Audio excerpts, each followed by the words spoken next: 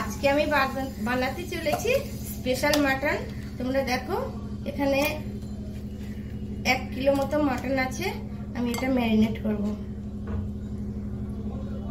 দেখো আদা রসুন পেস্ট দিয়ে দিলাম,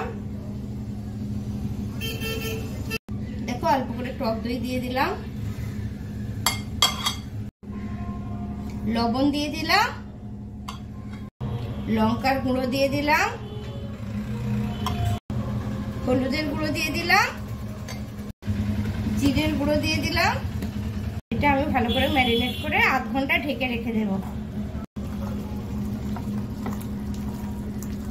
তেল দিয়ে দিলাম, দেখো এই গোটা গরম মশলা দিয়ে দিলাম আর তেজপাতা দিয়ে দিলাম আর অল্প একটু চিনি দিয়ে দিলাম। পেঁয়াজগুলো আমি এইভাবে কেটে রেখেছি, এইভাবে দিয়ে দিলাম।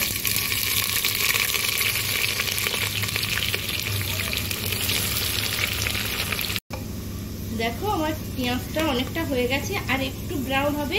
আমি মাটনগুলো এর মধ্যে দিয়ে দেব, দিয়ে ভালো করে কষে নেব। তোমরা দেখো ভিডিওটা কেউ স্কিপ করবে না, কিন্তু খুব প্রথম থেকে লাস্ট পর্যন্ত দেখো। ভিডিওটা খুব ভালো হতে চলেছে, রেসিপিটা দারুণ করে আজকে একটু অন্যরকম ভাবে করব। দেখো আমার পেঁয়াজগুলো এরকম ব্রাউন হয়ে যাবে, আর ওরা মাটনটা ঢেকে দেবো।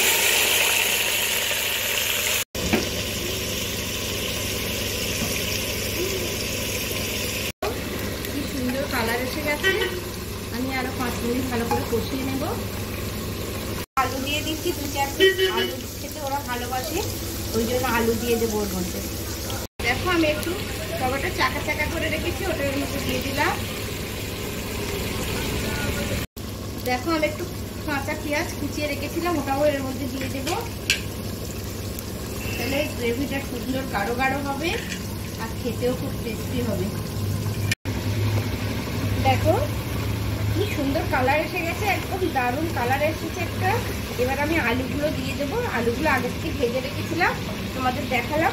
এই আলুটা দিয়ে দেবো, দিয়ে আরো 10 মিনিট আমি ভালো করে কষিয়ে নেব। করে খেয়ে দেখো, দারুণ হয়, খুব টেস্টি হয়। আমি আলু দিয়ে আরো 5 মিনিট কষিয়ে নিয়েছি।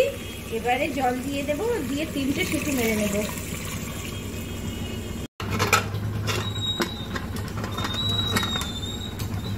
3 থেকে 4টে সিটি মেরে নেব।